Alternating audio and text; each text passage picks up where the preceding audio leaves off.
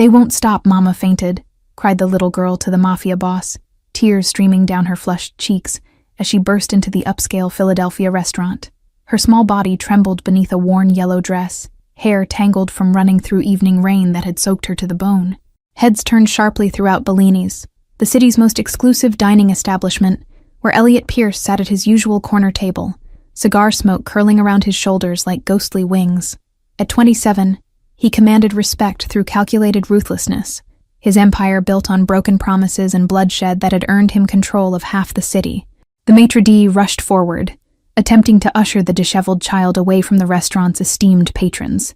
His apologetic murmurs died instantly when Elliot raised one finger, silencing the man with the subtle gesture that had become infamous throughout Philadelphia's underworld as the precursor to life-altering consequences. Elliot studied the girl with storm-gray eyes, noting the bruise blossoming along her jawline, partially hidden by tangled blonde curls. Something stirred within him, a memory from long ago, of another child desperate for help that never came, of doors closed and pleas ignored until it was too late for salvation. "Bring her to me," he ordered, his voice cutting through the hushed whispers that had descended upon the restaurant. The command was delivered without emotion, as though asking for another glass of his preferred bourbon rather than inviting disruption to his carefully orchestrated evening of business and intimidation.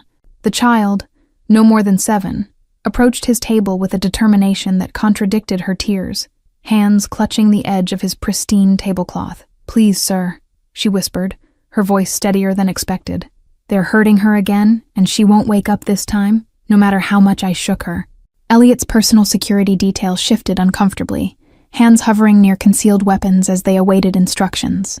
This unexpected disruption posed a potential threat during a crucial business dinner, yet Elliot couldn't dismiss the strange tightening in his chest as he recognized something hauntingly familiar in the child's desperate courage.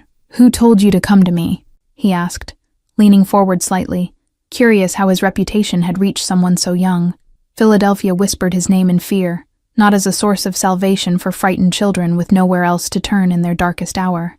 "The lady at the diner," the girl replied, wiping tears with a small fist that showed scrapes across the knuckles. "She said you make bad people go away and that you own everything in this part of the city, even the police who never help when Mama calls."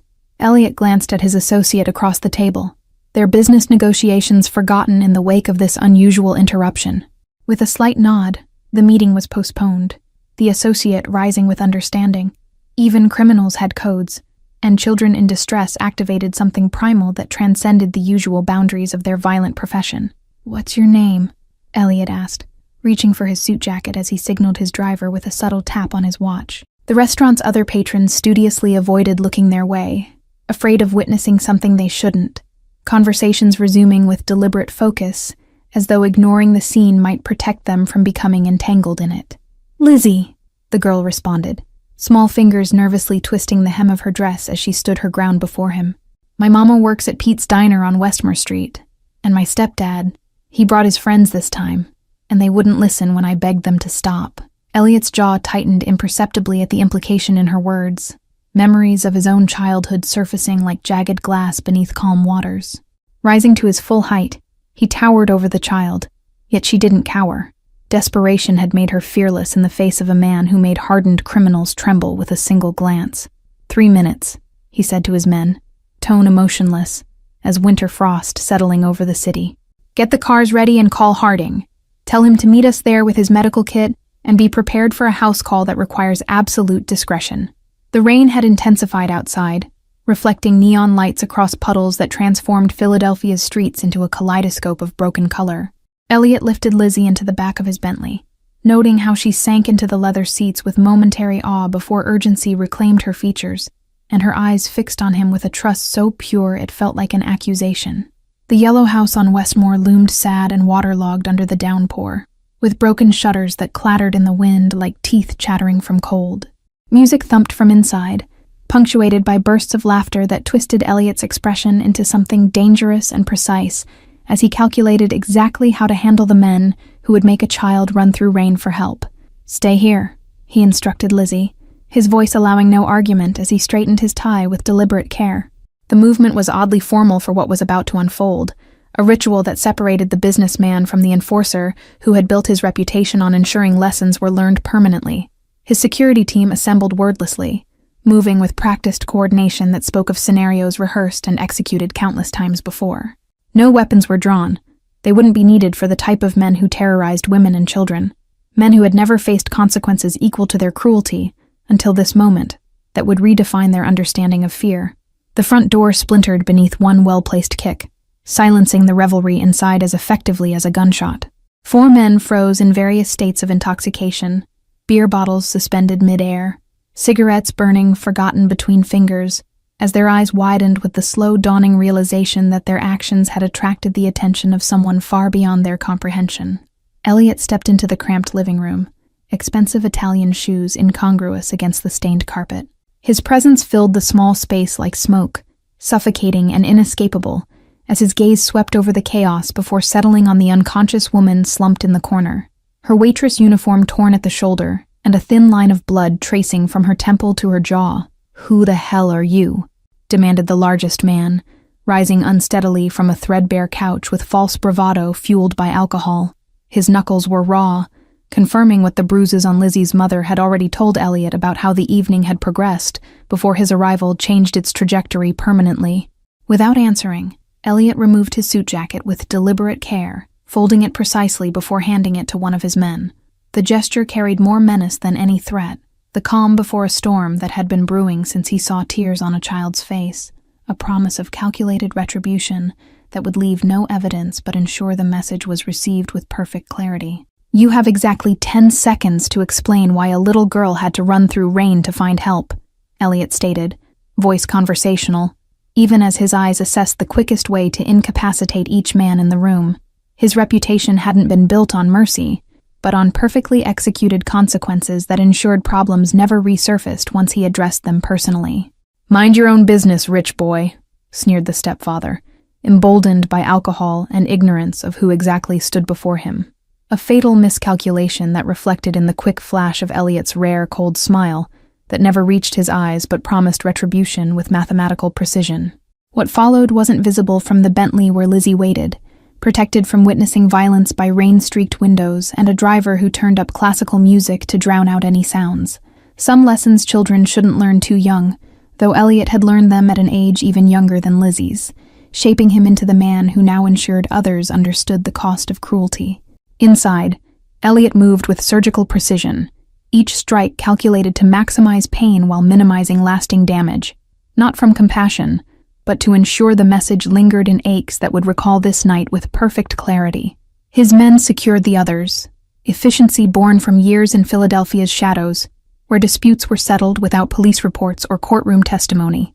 When Elliot emerged from the house minutes later, his knuckles bore faint marks, but his clothing remained immaculate apart from droplets of rain. Behind him, 2 of his men carried Lizzie's unconscious mother wrapped carefully in a blanket toward a second vehicle, her face pale beneath bruises that had already begun to darken against her skin. "Your mother needs medical attention," Elliot explained to Lizzie, his tone gentler than anything his associates had heard from him before. "She's going to sleep at my house tonight where it's safe, and Dr. Harding will make sure she's properly cared for until she wakes up." Lizzie's small hand slipped into his as they walked toward the car, a gesture so unexpected that Elliot momentarily stiffened before allowing the unfamiliar contact. "Did you make the bad men go away?" she whispered, looking up at him with trust he hadn't earned, but somehow couldn't bring himself to reject. "Yes," he answered simply, helping her into the back seat once more. "They won't bother you or your mother again." The promise carried weight beyond what Elliot initially intended, a commitment forming without his conscious permission, as rain washed Philadelphia's streets clean and obscured what had transpired in the yellow house from which they were now driving away. Elliot's estate sprawled across Philadelphia's outskirts, a monument to power built with blood money and strategic alliances. Security cameras tracked their arrival, gates opening silently to admit the small convoy of black vehicles, cutting through darkness like shadows, given purpose and direction by the man whose orders they followed without question or hesitation. Inside, crystal chandeliers cast warm light across marble floors, illuminating artwork worth more than most people earned in a lifetime. Yet Lizzie's attention fixed solely on her mother, being carried toward a guest suite by Elliot's personal physician, who had arrived minutes before them, medical bag already prepared for the night's unexpected patients. "Will she wake up soon?" Lizzie asked, perched uncomfortably on the edge of a sofa that probably cost more than the entire contents of her home. Her small feet dangled above the floor, sneakers worn through at the toes revealing socks with cartoon characters that reminded Elliot how young she truly was, despite the adult concerns weighing on her narrow shoulders. Elliot poured himself a glass of whiskey, the amber liquid catching light as he contemplated this unexpected complication in his carefully structured life. Children and wounded women weren't part of his world of negotiations and territory disputes, yet here they were, disrupting the clockwork precision with which he typically orchestrated every aspect of his existence.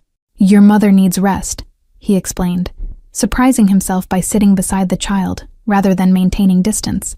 "Dr. Harding says she's exhausted and has some bruises, but nothing is broken this time, which means she'll feel much better after she's had time to recover away from those who caused her pain." Lizzie nodded with the solemn understanding of a child who had witnessed too much. "She works all the time," she whispered, fingers tracing patterns on the leather sofa, as though mapping constellations only she could see. 2 jobs since Patrick lost his again, but he still takes her money for drinking with his friends. The mention of the stepfather's name darkened Elliot's expression momentarily before he masked it, unwilling to frighten the child with the depth of his anger. "Are you hungry?" he asked instead, realizing the girl had likely missed dinner in the chaos of the evening's events and focusing on immediate needs that could be addressed, without revealing how deeply her situation had affected him. Mrs. Winters, Elliot's housekeeper, appeared as if summoned by the thought, carrying a tray with milk and sandwiches cut into triangles without crusts. Her normally stern expression softened at the sight of the child, maternal instincts overriding professional detachment as she set the tray on a side table within Lizzie's reach without waiting for Elliot's instruction. "Thank you," Lizzie whispered, the simple politeness revealing more about her upbringing than any elaborate explanation could.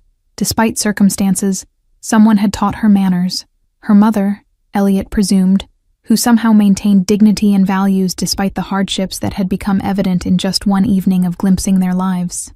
Elliot watched silently as Lizzie ate, discomfort settling in his chest at the vulnerability displayed so openly before him. In his world, weaknesses were hidden, exploitable things to be guarded with vicious intensity, yet this child offered trust with the same ease that most people drew breath, unaware of how rare such gestures had become in his experience. "My men will collect your things tomorrow," he stated, decisions forming rapidly in his mind as he assessed the situation with the same strategic precision he applied to business acquisitions. "You and your mother will stay here until we determine a more permanent arrangement that ensures your safety from those who have forgotten the consequences of their actions." Lizzie paused mid-bite, studying him with surprising perception for one so young. "Are you a superhero?" she asked with childhood logic that pierced through layers of criminality and moral compromise, reaching for the simplest explanation for his intervention in their tragedy. A surprised laugh escaped Elliot, the sound foreign even to his own ears. "No, Lizzie," he answered honestly, something in those innocent eyes demanding truth, despite his practiced ability to manipulate it. "I'm not anyone's hero, but sometimes paths cross at exactly the right moment for reasons we don't immediately understand." Mrs. Winters returned to escort Lizzie to a bedroom adjacent to her mother's, leaving Elliot alone with thoughts he couldn't quiet and plans altering by the minute. Philadelphia's most feared man found himself unsettled by a child's simple trust, by the ease with which she had accepted his help without questioning his motives or character. Outside his office window, the city lights sprawled like fallen stars, each representing territories and businesses under his control. Yet tonight, for reasons he couldn't articulate, that empire felt suddenly hollow beneath the weight of a little girl's hand in his, and the realization that power meant nothing if it couldn't occasionally be used to protect those who had none at all. Sunlight streamed through unfamiliar curtains as Audrey Wilson blinked into consciousness, momentarily disoriented by silk sheets and the absence of fear that had become her constant companion.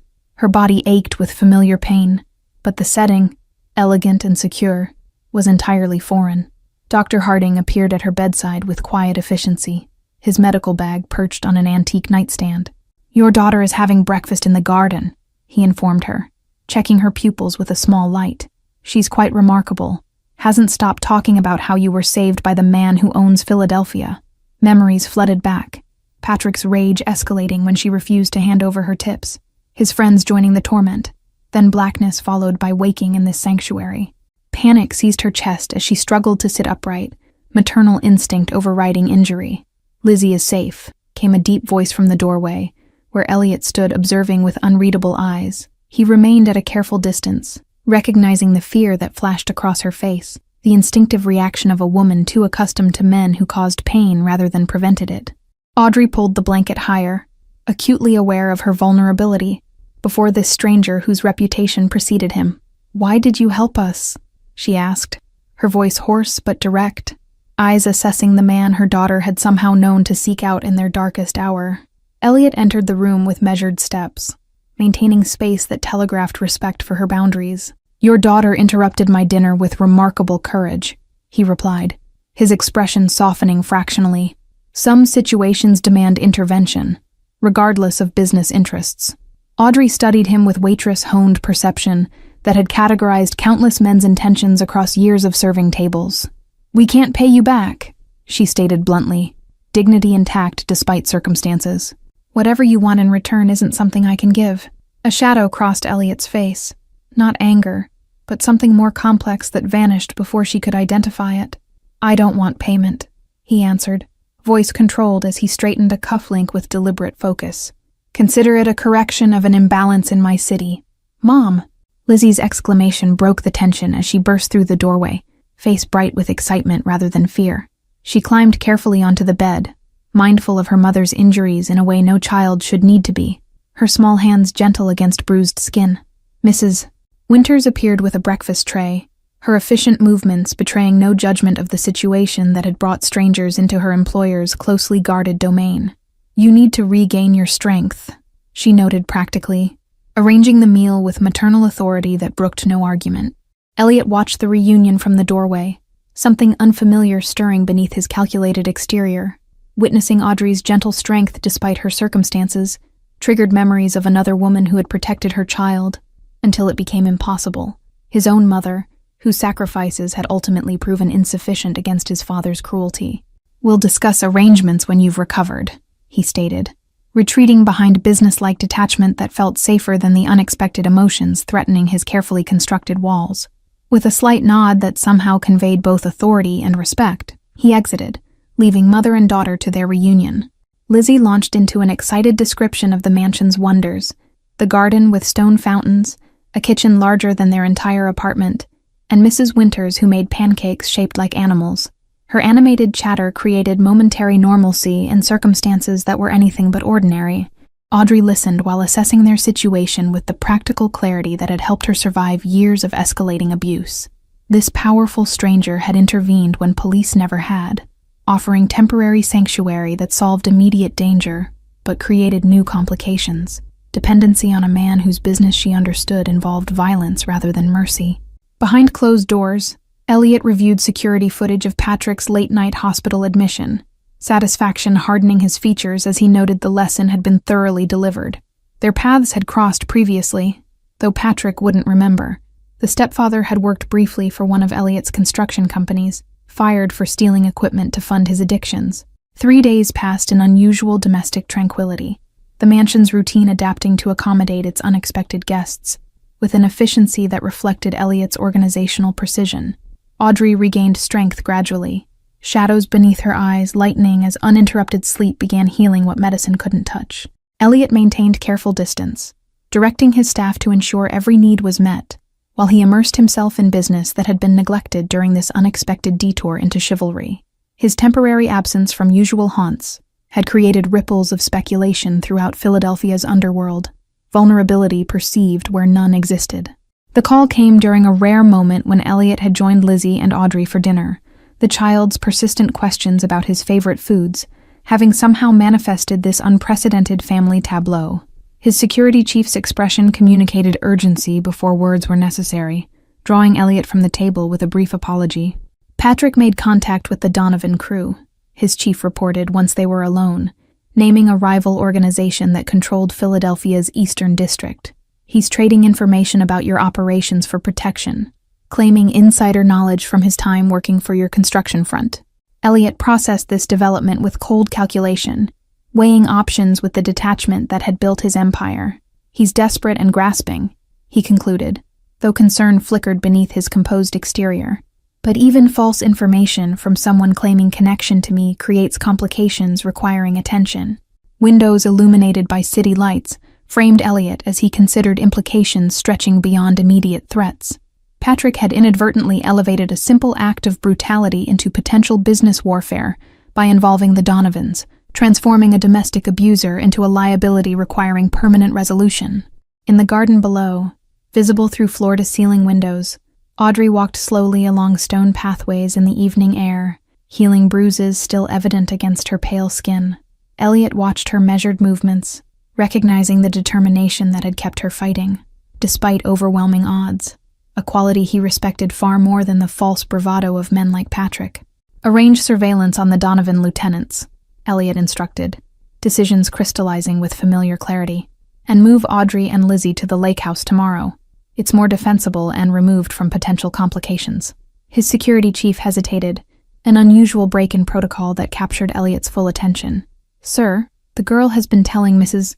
Winters about her mother's job. Apparently, Audrey works at the diner connected to Johnson's operation." The information landed with unexpected impact as connections formed in Elliot's mind. Johnson controlled the very territory the Donovans were attempting to infiltrate, which explained why a waitress at his establishment would know to send a child to Elliot for protection, rather than to Johnson himself. Elliot dismissed his chief with a slight nod, returning to the dining room where Lizzie was explaining the plot of her favorite storybook to Mrs. Winters. Audrey's chair remained empty, her brief garden walk extending as she processed the strange circumstances that had delivered her from one dangerous man's control into another's protection. Later that night, after Lizzie had been tucked into bed with promises of security that adults couldn't guarantee, Elliot found Audrey standing in his library. Her fingers traced leather-bound volumes with reverent appreciation, lost in thought until his entrance broke her contemplation. "You're leaving tomorrow," he stated without preamble, maintaining the direct communication that felt most natural between them. "My lake house is more isolated, safer while certain matters are resolved." Audrey turned, moonlight from tall windows illuminating determination in her stance despite physical fragility. "You're fighting with the Donovans over territory," she responded, surprising him with her knowledge of Philadelphia's criminal landscape. "And somehow we've become entangled in your war." Elliot studied her with newfound interest, reassessing assumptions about the quiet waitress who had survived years of abuse while raising a remarkably resilient daughter. "How do you know about the Donovans?" he asked, curiosity temporarily overriding caution. "I serve coffee to men who think waitresses are furniture," she answered with bitter pragmatism born from experience. "They discuss business freely, assuming invisibility comes with the uniform." Morning light transformed the mansion's cold marble into warm honey as Elliot's security team prepared vehicles for the transfer. Lizzie bounced excitedly at the prospect of seeing a real lake house, her resilience remarkable in circumstances that would shatter most adults. Audrey stood in the foyer with quiet dignity, despite borrowed clothing and uncertain future, a small bag of hastily gathered possessions clutched in one hand. "I need to understand what happens after," she stated when Elliot approached, her voice steady despite the power imbalance between them. "Protection has its price, and I need to know yours." Elliot recognized the question beneath her words, the fear that safety might require compromises she wasn't willing to make. "My only expectation is your continued recovery," he answered, with unusual transparency.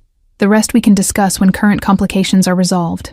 The convoy departed with military precision, two identical black SUVs with tinted windows taking separate routes to confuse potential surveillance. Elliot rode with Audrey and Lizzie, the child's chatter filling uncomfortable silences as they left Philadelphia behind for wooded countryside. "Mr. Pierce," his driver interrupted through the intercom, using formal address that signaled potential trouble. "We have a tail. Blue sedan, 2 occupants, maintaining distance but definitely following." Elliot's demeanor shifted instantly from reserved businessman to predator, hand moving instinctively toward the concealed weapon beneath his jacket before remembering Lizzie's presence. "Maintain course," he instructed calmly, turning to Audrey with unexpected gentleness. "Keep Lizzie occupied for a moment." Audrey nodded with immediate understanding, drawing her daughter into conversation about animals they might see at the lake, her voice steady despite the fear Elliot glimpsed in her eyes. The intuitive partnership in that moment, her protection of Lizzie's innocence while he addressed threats, created an unexpected connection between them. Elliot made a brief call, voice too low for passengers to hear details, though the authority in his tone required no translation. Moments later, a black motorcycle appeared behind the trailing vehicle, its rider anonymous behind tinted visor as it kept pace with surgical precision.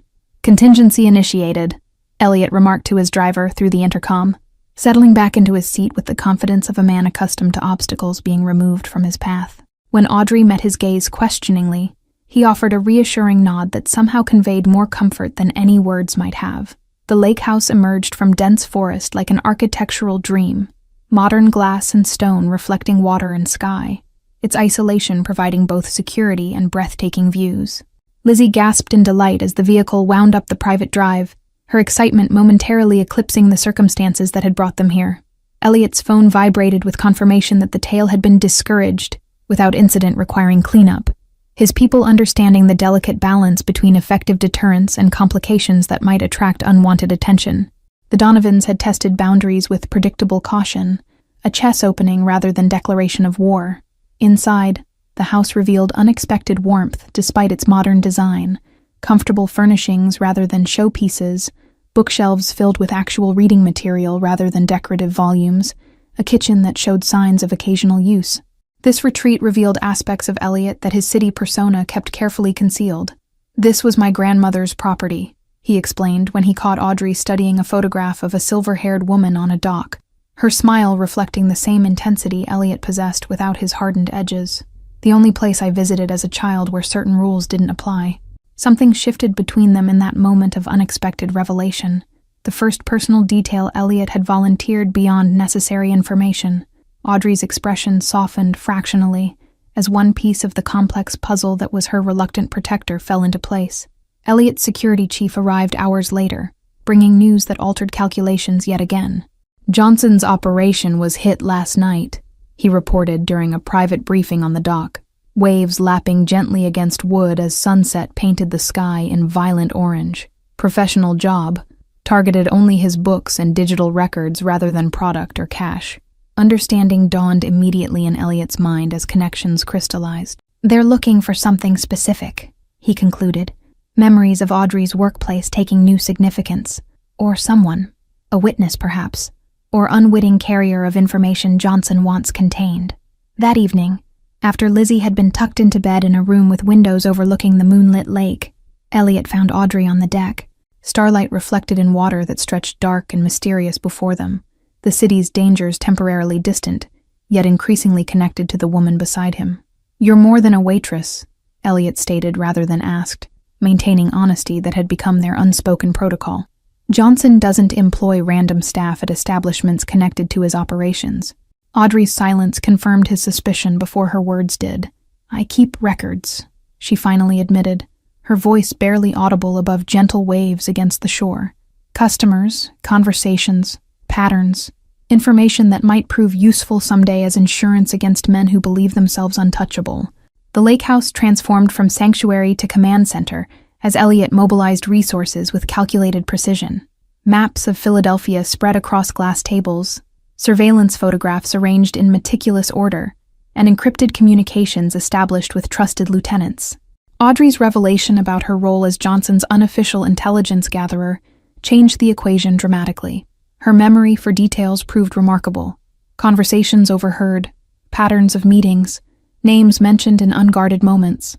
3 weeks ago, 2 men from the Donovan organization met with a city councilman at my section, Audrey explained, finger-tracing routes on a map of Philadelphia's districts.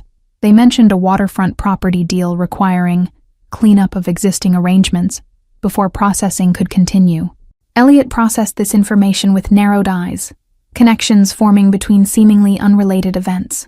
The waterfront development project had been public knowledge, but Johnson's involvement remained carefully concealed, until now. "They're using legitimate business to launder territory acquisition," Elliot concluded, admiration coloring his tone despite professional rivalry with Johnson. "Clever approach, difficult to counter without exposing one's own operations to scrutiny." "Patrick called my boss yesterday," Audrey revealed during a late-night strategy session, fatigue evident beneath her composed exterior. "He told them I stole financial records before disappearing. They've frozen my final paycheck and threatened police involvement. The manipulation was transparent, yet effective. Patrick creating a paper trail that transformed victim into perpetrator, establishing groundwork for legal pursuit that could force Audrey from hiding. His desperation revealed both fear and cunning. Elliot's phone illuminated with an encrypted message that changed everything. Johnson found dead. Professional hit. No witnesses. The terse update rewrote the board entirely, eliminating a major player while potentially exposing Audrey as the keeper of secrets suddenly worth killing for. "We need to move," Elliot announced, decisions crystallizing with familiar clarity that had built his empire on perfect timing. The lake house location may be compromised, and Johnson's elimination suggests acceleration of whatever timetable the Donovans are following. Audrey absorbed this news with remarkable composure, immediately shifting to practical preparations rather than panic. "Lizzie needs stability," she stated, maternal protection overriding personal safety concerns. "If we keep running, she'll understand something's seriously wrong." Elliot studied her with newfound respect, recognizing the steel beneath gentle exterior that had enabled survival against overwhelming odds. "Then we stop running," he decided, tone shifting from defensive to offensive planning. "We set the terms of engagement rather than responding to theirs." The plan crystallized over hours of strategic discussion, a trap using Elliot's downtown warehouse as staged territory concession, appearing to withdraw from disputed areas while actually concentrating forces. Audrey's knowledge of players and protocols provided crucial details that transformed standard strategy into precision instrument. "I'm coming with you," Audrey stated when preparations neared completion, her expression brooking no argument despite Elliot's immediate objection. "They're looking for me specifically now. My absence would signal deception immediately." Elliot recognized the tactical logic even as protective instincts warred against involving her directly. "At the first sign of escalation, you withdraw," he countered, the concern in his voice revealing emotional investment that transcended strategic partnership. Warehouse lights cast harsh shadows across concrete as Elliot's organization executed their carefully orchestrated deception. Audrey remained by his side, transformed by borrowed designer clothing and subtle makeup into the image of a powerful man's companion rather than a waitress. The Donovan representatives arrived with predictable caution, 2 senior lieutenants flanked by security, their expressions revealing surprise at finding a woman present for negotiations normally conducted exclusively among men. Their momentary confusion provided psychological advantage Elliot immediately exploited. "My associate has relevant insights into the waterfront situation," Elliot explained with deliberate vagueness that forced their visitors to reveal knowledge through questions. "Her analysis of financial viability influences my willingness to restructure territorial arrangements." Patrick's presence among the Donovan entourage was unexpected, his position as driver revealing his insignificance to their organization, despite whatever information he had provided. When his gaze locked with Audrey's across the warehouse floor, the flash of hatred confirmed Elliot's assessment. Negotiations proceeded with the choreographed tension of predators, assessing territorial boundaries, carefully worded proposals concealing true intentions behind business terminology and veiled threats. Audrey contributed strategic comments that demonstrated knowledge without revealing its full extent. "The diner records remain concerning," stated the senior Donovan lieutenant, finally revealing their true interest with feigned casualness that fooled no one. "As gesture of good faith in our new arrangement, perhaps your associate might assist in locating missing documentation." Elliot's response died unspoken as warehouse doors crashed open, tactical officers flooding the space with practiced efficiency. "Police! Everyone down!" echoed against concrete walls as Philadelphia's organized crime unit executed a raid with suspicious timing. Chaos erupted precisely as Elliot had anticipated, the Donovan crew's instinctive resistance providing cover for his own team's coordinated response. With practiced coordination, Elliot guided Audrey toward a predetermined exit route, while confusion masked their movement. "Officer down! Officer down!" The shout changed everything, escalating police response from standard raid to lethal force authorization. Gunfire erupted across the warehouse floor, bullets embedding in concrete as Elliot pulled Audrey behind industrial shelving. "This wasn't part of the plan," Audrey whispered, fear finally breaking through her composed exterior as she processed the deadly crossfire surrounding them. The controlled confrontation had evolved into chaotic violence that threatened all careful strategies. The revelation stung more deeply than physical danger. Trust, violated within his carefully constructed organization, represented failure that Elliot rarely experienced. Vulnerability flashed briefly across his features before discipline reasserted control, emotions subordinated to survival requirements. A familiar figure emerged through smoke and confusion, Patrick navigating toward their position with determined purpose, a service weapon clutched in white-knuckled grip, revealing connections beyond mere informant status. The stepfather's expression reflected vindictive satisfaction. Police consultant, Elliot identified with cold precision, Patrick's position suddenly clear. He's been feeding information to both sides. Playing Donovan against police while pursuing personal vendetta? Clever strategy for a man I clearly underestimated. Audrey's hand found Elliot's in the chaos, fingers interlacing with surprising strength that communicated partnership rather than dependence. The connection transcended physical contact, unspoken understanding passing between them as options narrowed to a single path forward. Blood-stained concrete as dawn broke over Philadelphia, emergency vehicles creating a kaleidoscope of red and blue against warehouse windows. Elliot sat alone in an interrogation room, composed despite handcuffs securing him to a metal table bolted to the floor. Detective Pearson entered with carefully controlled neutrality, case file balanced against coffee cup in practiced juggling act familiar to career investigators. "Interesting night, Mr. Pierce," he observed, tone revealing neither antagonism nor respect as he assessed the notorious figure. "Self-defense is clearly documented by your department's own body cameras." Elliot responded with the calm confidence of a man whose attorneys had already begun dismantling potential charges.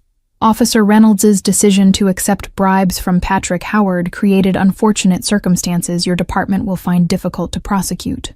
Crime scene photographs spread across metal table told the story evidence would eventually confirm.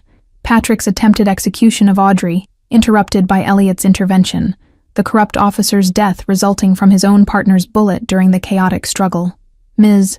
Wilson's statement matches surveillance footage," Pearson acknowledged reluctantly. Professionalism overriding desire to build case against a criminal figure long evading justice. Howard's police consultant credentials were falsified, and his history of domestic violence creates sympathetic narrative for any potential jury. Elliot maintained strategic silence, expression revealing nothing as bureaucratic machinery ground toward inevitable conclusion. His organization remained intact, despite the night's chaos. Lieutenants executing contingency protocols with practiced efficiency. 6 hours later, Elliot walked free into afternoon sunlight, charges dismissed with reluctant acknowledgement that evidence supported legitimate self-defense rather than criminal enterprise. His attorney's sleek sedan awaited curbside, a return to normalcy that somehow felt hollow. The mansion seemed emptier than he remembered, silence echoing through rooms recently filled with Lizzie's laughter and Audrey's quiet presence. Elliot moved through familiar spaces with uncharacteristic restlessness, glasses of expensive bourbon abandoned half-empty. Inside, Audrey's elegant script provided coordinates to a small apartment across town, far from both Patrick's former residence and the diner connected to Johnson's operation. The final line carried weight beyond simple invitation. "Lizzie believes every hero deserves dinner after saving the day. 7 p.m. No security detail necessary." Elliot stood before the apartment door at precisely 7:00. Unaccustomed uncertainty reflected in rare hesitation before knocking. The battered walls and worn carpet of the modest building contrasted sharply with his tailored suit, yet somehow felt more inviting than his empty mansion. Lizzie opened the door with delighted enthusiasm, grabbing his hand to pull him inside with childish disregard for adult complexities. "Mom made spaghetti because I told her it was probably your favorite," she announced with absolute certainty. "And I made the garlic bread all by myself without burning it." Audrey appeared from the small kitchen, casual in jeans and simple blouse rather than borrowed finery or waitress uniform. The bruises had faded, her natural beauty emerging as shadows receded from both body and eyes, confidence replacing the wariness that had characterized their early interactions. "We've been discussing future arrangements," she explained, gesturing toward modest dining tables set for 3 with mismatched plates and supermarket flowers in water glass serving as centerpiece. "Lizzie has opinions about appropriate career paths for reformed criminal masterminds." Elliot's laughter surprised them both, genuine amusement replacing carefully controlled responses that had characterized his public persona. "I'm considering legitimate investment opportunities," he admitted, accepting the normality of kitchen conversation with unexpected comfort. Dinner conversation flowed with surprising ease, Lizzie dominating with school stories and detailed explanations of neighborhood discoveries, while adults exchanged glances containing deeper communication. The simple meal in modest surroundings somehow satisfied hunger Elliot hadn't recognized. Thank you all for watching this story. If you're enjoying it, write in the comments where you're watching from, and don't forget to like, subscribe, and share this video, as your support is important for me to continue creating content here. Chapter 1. The burning. The smell hit me first, acrid smoke and burning rubber cutting through the cold November air. I was 3 blocks from the hospital, my 12-hour shift finally over, when I heard the explosion. My nurse's instincts kicked in before my brain could catch up. I ran toward the sound, my sneakers slapping against wet pavement, my scrubs still stained with the night's emergencies. Other people were running away, their faces painted with fear and the orange glow of flames. The black SUV was engulfed, fire licking up from the front end where it had collided with a light post. The driver's side door hung open, and I could see a man slumped over the wheel, blood streaming down his face. But it was the sound that stopped my heart, a child's scream, piercing and terrified, coming from the back seat. I didn't think. I never do in emergencies. That's what makes me good at my job and reckless with my life. The rear door was jammed. I could see him through the window, a little boy, maybe 3 years old, strapped into a car seat, his face contorted with fear. Flames were creeping along the undercarriage, and I knew we had seconds, not minutes. "Hold on, baby," I shouted, though I doubted he could hear me over his own screaming. I grabbed a rock from the street and smashed the window. Glass rained down, and I reached through, my arms screaming as I stretched for the car seat buckle. The heat was intense, singing the hair on my arms. My fingers fumbled with the mechanism. Why were these things always so complicated in emergencies? The buckle released. I pulled the boy through the window just as the flames reached the back seat. We tumbled onto the pavement together, and I rolled us away from the vehicle, covering his small body with mine. 10 seconds later, the gas tank exploded. The blast wave knocked the air from my lungs. My ears rang. The boy was crying against my chest, his fists clutching my scrub top. I held him tight, doing a rapid assessment, through my shaking hands. No burns, no obvious injuries. Miracle. "You're okay," I whispered into his dark curls. "You're safe now." That's when I heard the footsteps, not running, not panicked, but purposeful and measured. I looked up to see men in dark suits surrounding us, at least a dozen of them, appearing from nowhere like shadows gaining form. And then I saw him. He moved through the circle of men like a knife through water, parting them with his mere presence. Tall, broad-shouldered, wearing a perfectly tailored black suit that probably cost more than my car. His face was all sharp angles and controlled fury, with eyes so dark they looked black in the firelight. A thin scar ran along his left jawline, somehow making him more devastating rather than less. He stopped 3 feet away, staring at the boy in my arms with an expression I couldn't read, rage and relief warring beneath an iron mask of control. "Luca," he said, his voice low and rough like gravel wrapped in silk. The boy's head whipped up. "Papa." He launched himself from my arms into the man's, and I watched those powerful arms close around the child with surprising gentleness. The man's eyes closed for just a moment, and I saw something crack in that impenetrable facade, pure, raw fear. Then his eyes opened and locked on mine. I'd never been looked at like that before.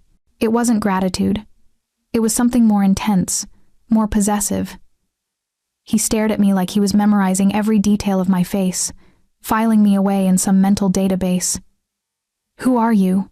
His accent was slight, Italian maybe, giving his words an almost lyrical quality that didn't match the steel in his tone.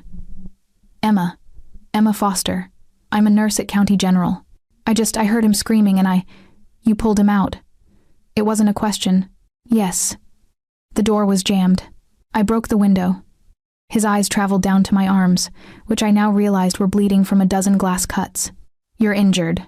It's nothing. Is he okay? I should check him over properly. And your driver?" "My driver is dead." He said it flatly, without emotion. "Marco will handle it." One of the suited men nodded and moved toward the burning wreckage. I opened my mouth to protest. There could be evidence. The police would need to investigate. But the words died in my throat at his expression. "You saved my son's life."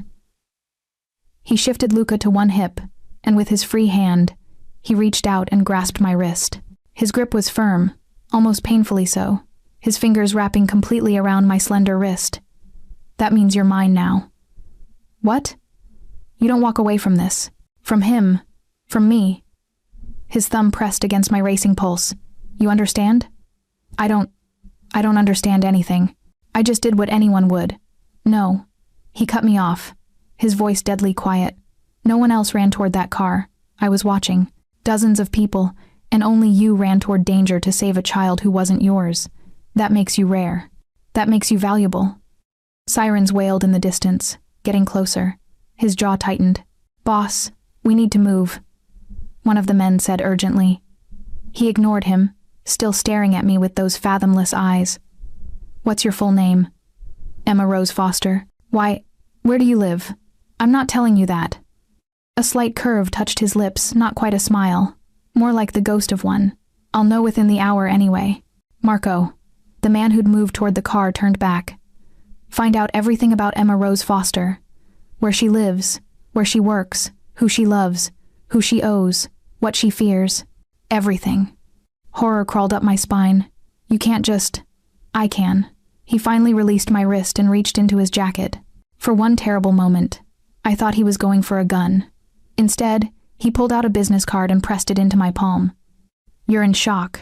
When it wears off, you'll have questions. Call this number. I don't want... You don't have a choice anymore, Emma, he said. My name like he was tasting it, like he owned it now. You entered my world the moment you touched my son. There's no going back. He turned and walked away, Luca's face buried in his neck. The circle of men closed around them, and they disappeared into the darkness between buildings like they'd never been there at all. I stood there, trembling, holding a business card that simply read D. Moretti, and a phone number. No title, no company, just a name that sent ice water through my veins because I'd heard it before. Everyone in the city had heard it before. Dante Moretti, the devil of the 5 families. The man who controlled half the city's underground and had politicians in his pocket. The Mafia boss whose enemies disappeared without a trace, and whose word was law in the shadows where normal people feared to tread. And I'd just saved his son. The police arrived seconds later, their cars screeching to a halt. An officer approached me, but I barely heard his questions. I was staring at the place where Dante Moretti had vanished, my wrist still burning where he'd held it, his words echoing in my head. You're mine now. What had I done? Chapter 2. The Watching. 3 days passed, and I tried to convince myself it was over. I went to work. I smiled at patients. I pretended the burns on my arms were from a kitchen accident, and not from pulling a Mafia boss's son from a burning car. I threw away the business card without calling it, but I felt eyes on me everywhere. At the hospital, a man in a dark suit sat in the waiting room for hours, watching. He never checked in, never asked for help, just watched. When my shift ended, he was gone. At the grocery store, a different man. Same suit, same watchful presence. He pretended to shop, but his cart remained empty, and his eyes followed me through the aisles. Outside my apartment building, a black sedan with tinted windows. Always there when I came home. Always gone by morning. I told myself I was being paranoid. The police had questioned me about the accident, and I'd told them the truth that I'd pulled a child from the burning SUV and nothing more. They'd seemed satisfied. Case closed. But the watching didn't stop. On the 4th day, I arrived home from a night shift to find my apartment door slightly ajar. My heart stuttered. I kept a can of pepper spray in my purse. Lot of good it would do against whoever had broken into my home, and I pulled it out with shaking hands. I should call the police. I should run. Instead, I pushed the door open. My apartment was exactly as I'd left it, cluttered with medical textbooks. Yesterday's coffee cup in the sink. My scrubs draped over the couch. Nothing disturbed, nothing stolen, except for the manila envelope on my kitchen table. I approached it like it might explode. No return address, no name. Just thick, expensive paper sealed with what looked like a wax stamp bearing an ornate M. I opened it. Inside were photographs, dozens of them. Me leaving the hospital. Me at the grocery store. Me jogging in the park last Sunday. Me through my apartment window, brushing my teeth before bed. My stomach turned. Beneath the photos was a single sheet of paper with elegant, masculine handwriting. You have not called. This disappoints me. Your safety is compromised by your stubbornness. There are those who would hurt you to hurt me. Come to the address below tonight at 8. Do not be late. Do not bring police. Do not make me come to you. D.M. An address in the Diamond District, the wealthiest part of the city, where old money lived behind iron gates and security cameras. I should have been terrified. I was terrified. But underneath the fear was something else, anger. How dare he have me followed? How dare he invade my privacy like this?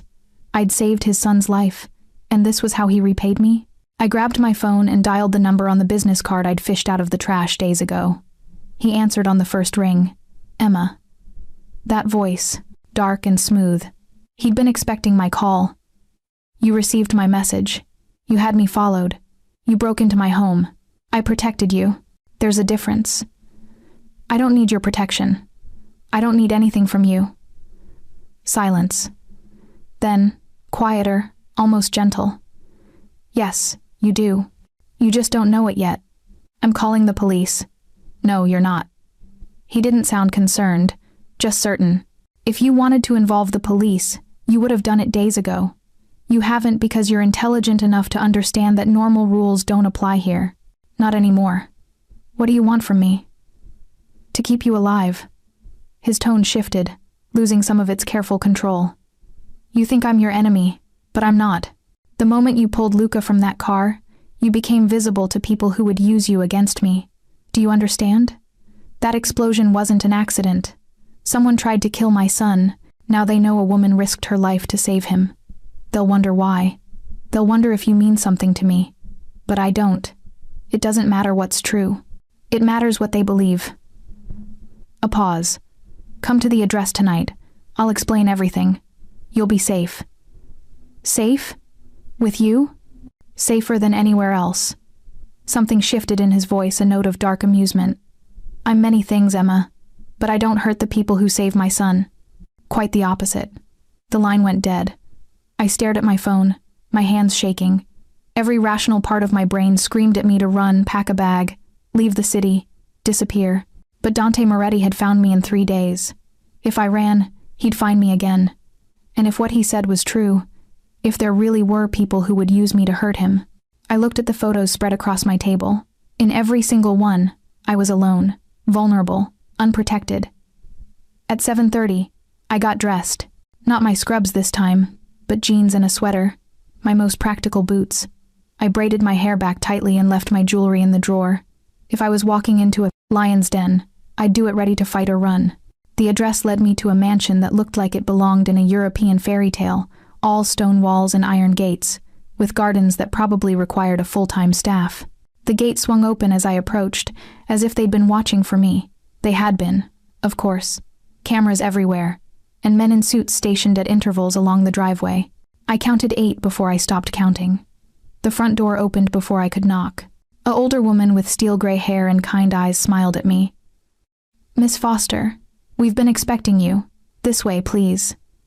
She led me through a foyer that could swallow my entire apartment, past rooms filled with art that probably cost more than I'd make in a lifetime, and finally to a set of double doors carved with intricate designs. She knocked once, then opened the door. Miss Foster, sir. I stepped into a study that smelled of leather and wood smoke, floor-to-ceiling bookshelves, a fireplace where flames danced, and behind an enormous desk, Dante Moretti. He stood as I entered, and I realized for the first time just how tall he was, easily over 6 feet, with the kind of build that came from real work, not just a gym. His suit was different from the night of the fire. Charcoal gray this time, but just as perfectly tailored. His dark hair was slightly mussed, and I wondered if he'd been running his hands through it. You came. He sounded genuinely surprised, almost. Pleased? You didn't give me much choice. There's always a choice. He gestured to the chair across from his desk. Sit, please. I remained standing. You said you'd explain. A slight smile touched his lips, the same ghost of one I'd seen before. You're afraid of me, but you won't show it. I like that. I'm not afraid of you. Liar. He moved around the desk with that predatory grace, stopping just close enough to make my heart race. You're terrified. Your pulse is elevated. You're breathing shallow. But you came. Anyway, because you're brave. Foolishly brave. What? Do you want? To offer you a job. That was not what I'd expected. But, a job? Luca needs a nanny. Someone with medical training. Someone quick-thinking in emergencies. Someone who would run into fire to save him. His eyes never left mine. You're perfect for it. I have a job. You're overworked and underpaid at that hospital. I'm offering triple your current salary, full room and board here in the mansion, and complete security.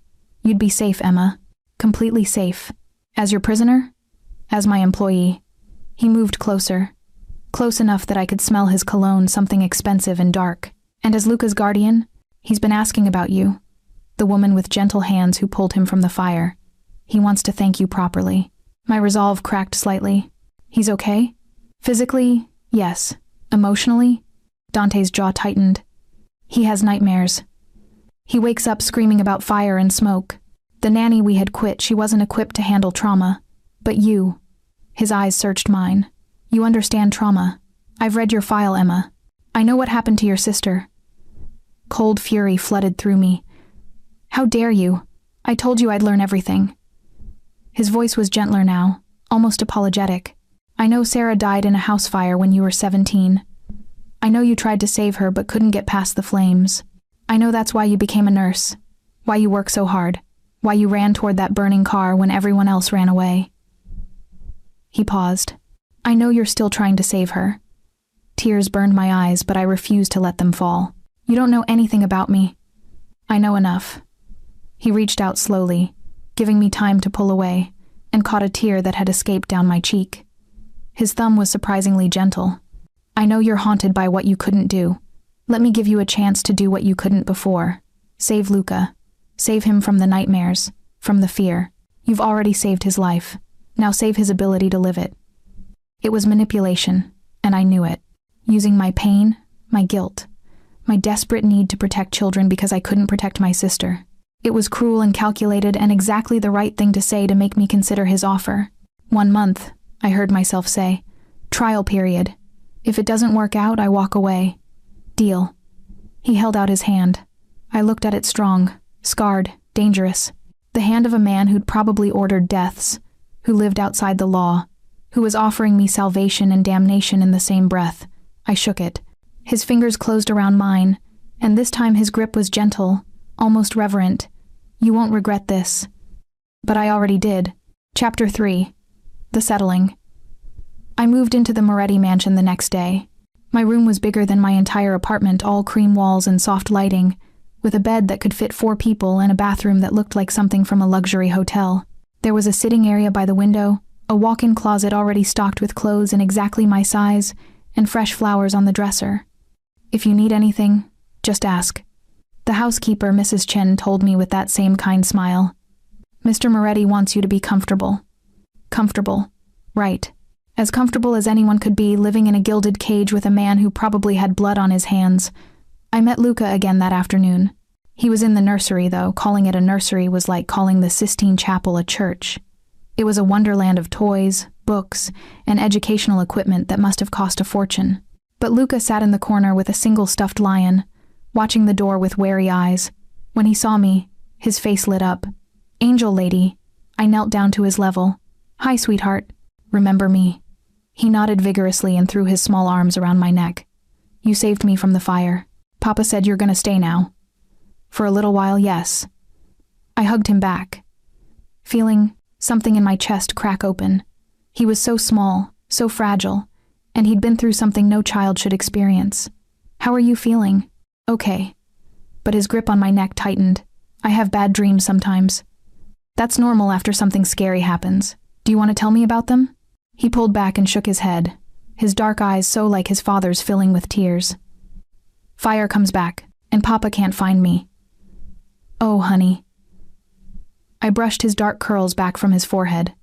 The fire is gone now, and your Papa is right here. You're safe. You promise? I shouldn't promise. I didn't know if he was safe.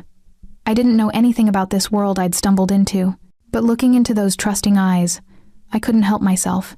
I promise.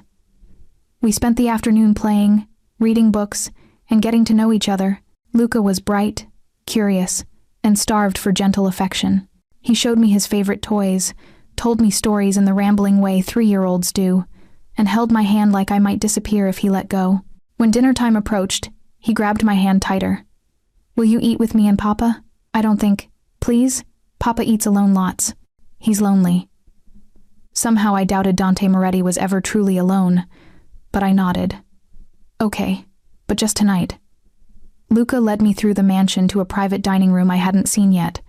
It was intimate compared to the formal dining room I'd glimpsed earlier, a table for 6, warm lighting, and windows overlooking the gardens. Dante was already there, standing by the window with a glass of what looked like whiskey. He'd shed his suit jacket and rolled up his shirt sleeves, revealing powerful forearms marked with more scars. When he turned and saw us, his expression softened in a way I hadn't seen before. "Papa, Emma's eating with us." "I see that." His eyes met mine over Luca's head. "Thank you." The dinner was surprisingly normal. Luca chattered between us, telling his father about our afternoon in exhaustive detail. Dante listened with complete attention, asking questions, laughing at Luca's jokes, being nothing like the cold, commanding man I'd met before. This was a father, just a father, loving his son. It made him more dangerous somehow, easier to hate a monster than a man who clearly adored his child. "Emma." Dante's voice pulled me from my thoughts. "Luca should be in bed soon. Will you handle bedtime?" "Of course." "Good." He stood, and I realized he was leaving. "I have business to attend to. I'll be in my study if you need anything." "Business." "Right. The kind of business that required armed guards and happened after dark." I pushed the thought away and focused on Luca, getting him bathed and into his dinosaur pajamas. We read 3 bedtime stories, his choice, and I stayed with him until his breathing evened out into sleep.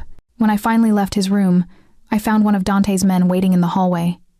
"Mr. Moretti would like to see you in his study." My stomach tightened. "Now? If you're not too tired." I was exhausted, but I nodded and followed him through the quiet mansion. Most of the staff had retired for the night, leaving just the security guards stationed at intervals. The study door was ajar, and I could see Dante at his desk, reviewing papers by lamplight. The guard knocked. "Miss Foster, sir." "Come in, Emma. Close the door." I did, suddenly very aware that we were alone. Truly alone for the first time since that night at the fire. Dante set down his papers and studied me with those penetrating eyes. "How is he?" "Asleep. He went down easily tonight, but he asked me to leave the nightlight on and the door cracked. He never used to need that." Pain flickered across Dante's face. "Before the attack, he'd sleep through anything. It'll get better with time. Trauma healing isn't linear, but children are remarkably resilient." "Are they?" He stood and moved to the window, his back to me. "Or do we just tell ourselves that so we can sleep at night?" There was something raw in his voice, something wounded. This wasn't the Mafia boss. This was just a father, terrified for his son. "Mr. Moretti, Dante." He turned back to me. "Call me Dante. You're not my employee, Emma. You're something else." "What am I?" He crossed the distance between us in 3 strides, stopping close enough that I had to tilt my head back to meet his eyes. "You're the woman who saved my son. The woman who came back even though you were afraid. The woman who made him smile today for the first time since the fire." His hand rose, and this time I didn't flinch away as he tucked a strand of hair behind my ear. "You're someone I need to keep safe." "From what?" "From the people who want to destroy me." His fingers lingered at my neck, barely touching. "I have enemies, Emma. Powerful ones. They'll use anyone close to me as a weapon.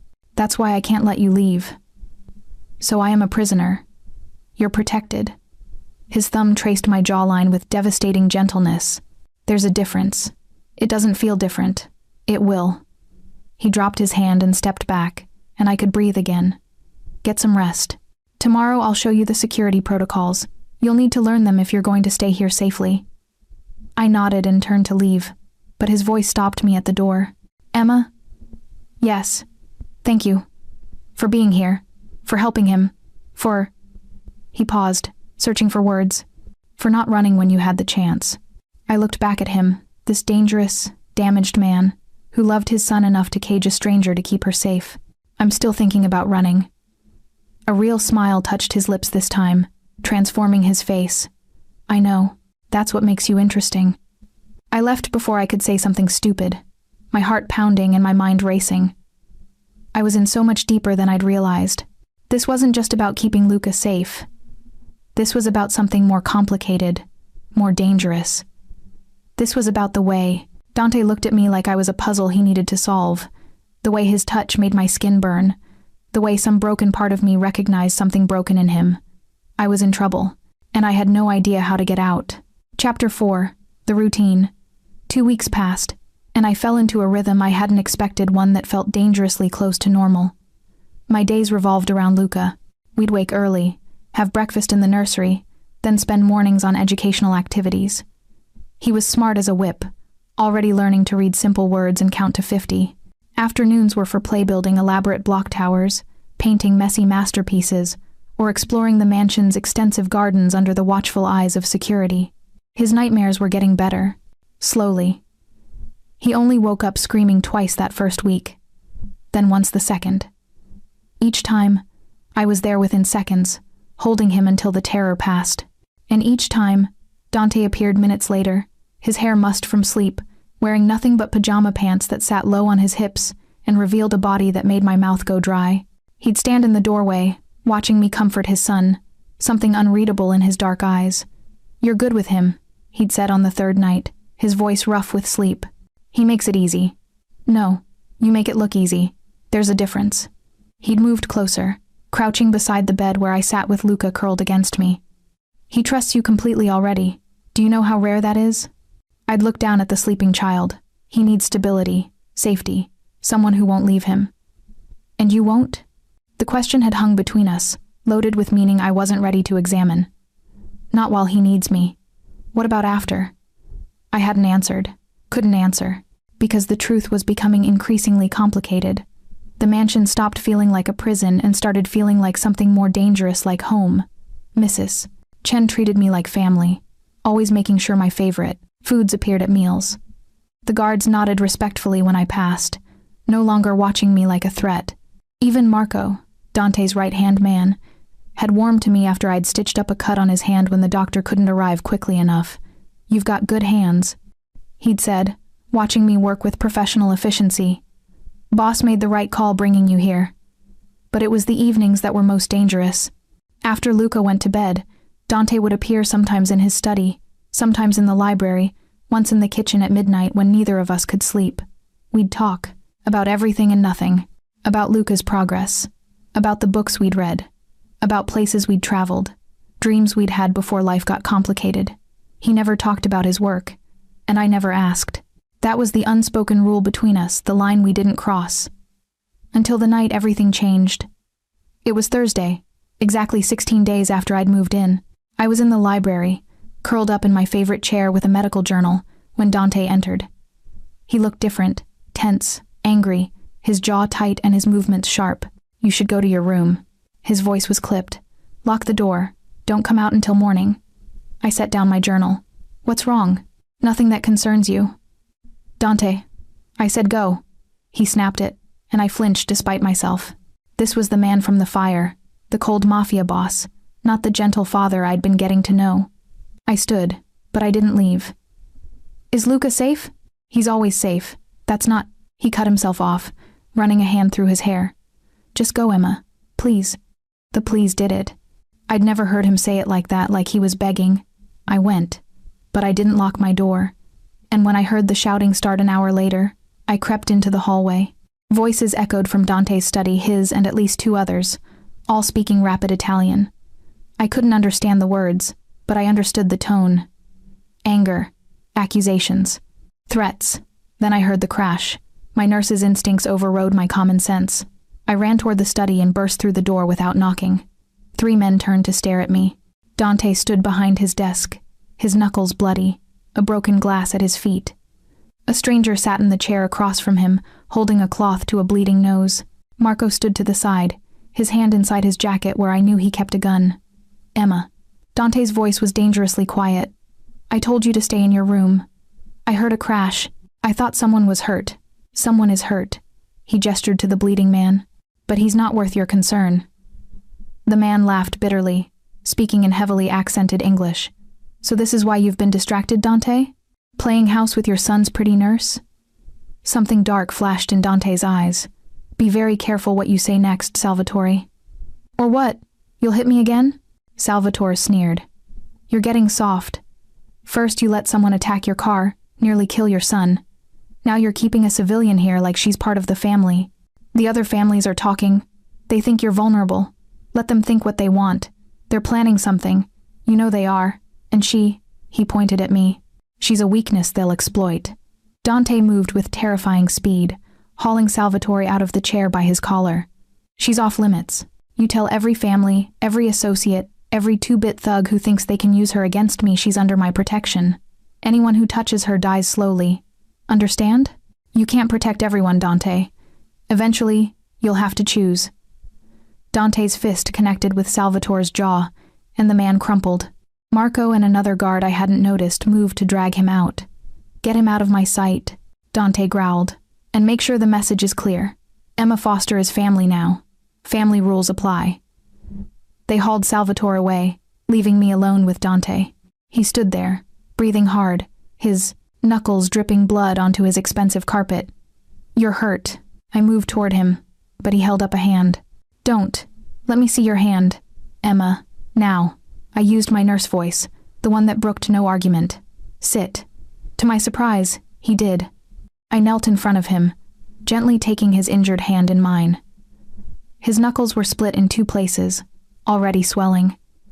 I needed supplies. First aid kit, bathroom, left cabinet. I retrieved it and returned, cleaning his wounds with efficient, practiced movements. He watched me work in silence, his breathing gradually evening out. You shouldn't have come down here, he finally said. Probably not. You could have been hurt. So could you. I met his eyes. That's what you're not getting, Dante. I don't just care about Luca. I stopped, realizing what I'd almost said. You what? His good hand came up to cut my cheek. Finish that sentence, Emma. I care about both of you. It came out as a whisper. I shouldn't, but I do. He stared at me for a long moment, his thumb tracing my cheekbone. You're right. You shouldn't. I'm not a good man, Emma. I've done things that would horrify you. Ordered things that would make you run screaming. I know what you are. Do you? He leaned closer. Do you know how many men I've killed? How many lives I've ruined? Do you know what I'm willing to do to protect what's mine?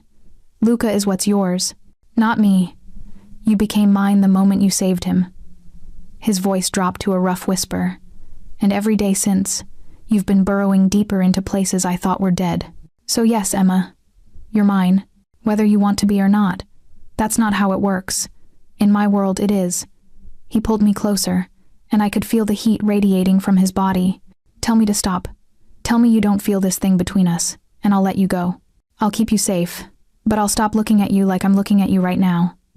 I should tell him to stop. Should push him away and run back to my room. Should remember that he was dangerous, that this was impossible, that nothing good could come from falling for a man whose hands were stained with blood. But I didn't. I can't tell you to stop, I whispered, because I'd be lying. His eyes darkened with something fierce and hungry. Then hold on, Bellissima, because I'm done fighting this. He kissed me. It wasn't gentle or sweet or testing. It was claiming, possessive, a kiss that said you're mine more clearly than any words could. His hand slid into my hair, angling my head exactly how he wanted it, and I melted against him like I'd been waiting for this since the first moment I'd seen him. When we finally broke apart, we were both breathing hard. You're playing with fire, I whispered against his lips. Good. He smiled, dark and devastating. I like watching things burn. Chapter 5. The Claiming. I didn't go back to my room that night. Dante led me upstairs to his bedroom, a space I'd never entered before, masculine and elegant with dark wood furniture and a massive bed that dominated the room. Floor-to-ceiling windows overlooked the gardens, and I could see the security lights marking the perimeter like a constellation of warnings. Second thoughts? He stood behind me, his hand settling on my waist with a possessiveness that should have frightened me but instead sent heat pooling low in my belly. 1,000 of them. Name one, and I'll take you back to your room. His lips brushed my neck, just below my ear, and I shivered. I'll walk away and never touch you again. All you have to do is say the word. I turned in his arms, meeting those dark eyes. What's the word? Stop. He said it simply, his hands gentle on my waist, despite the hunger I could see in his face. That's always the word, Emma. With me, with this, always.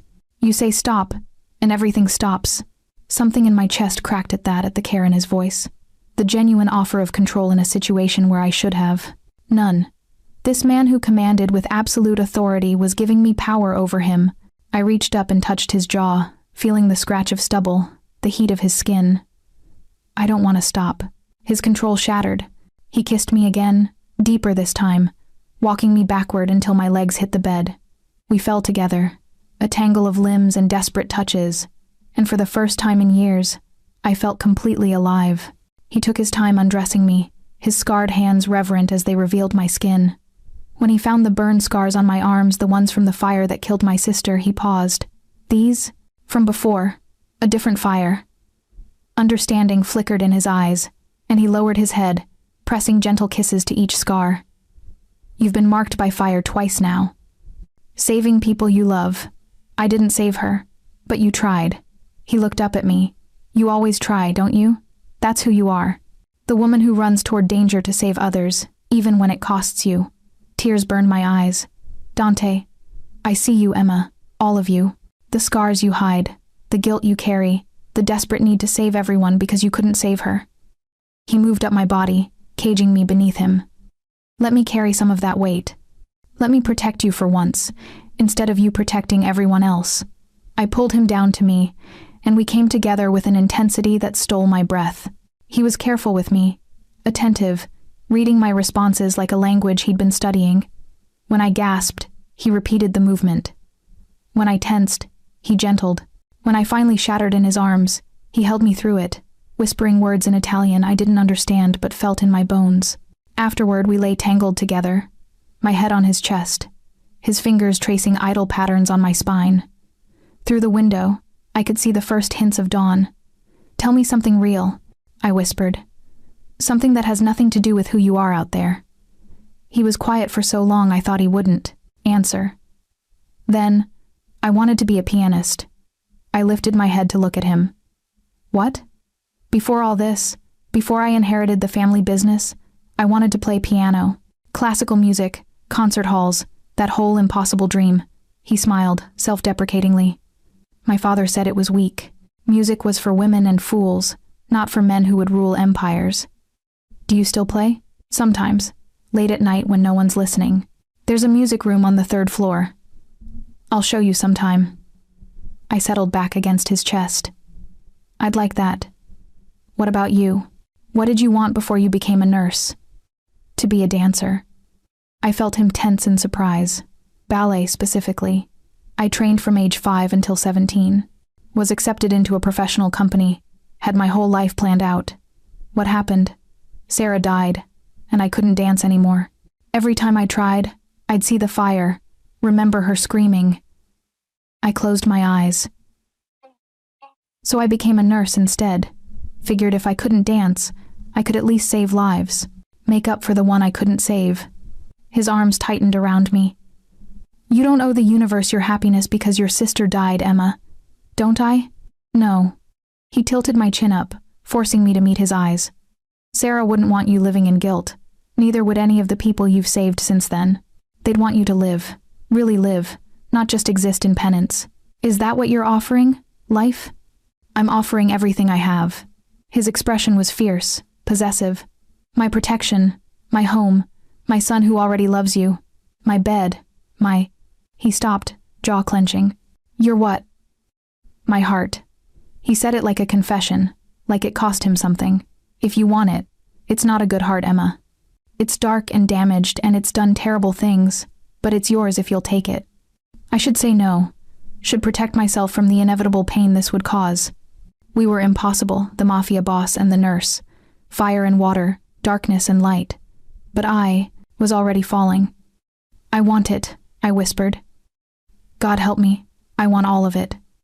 He kissed me again, sealing the deal in a way that felt more binding than any words.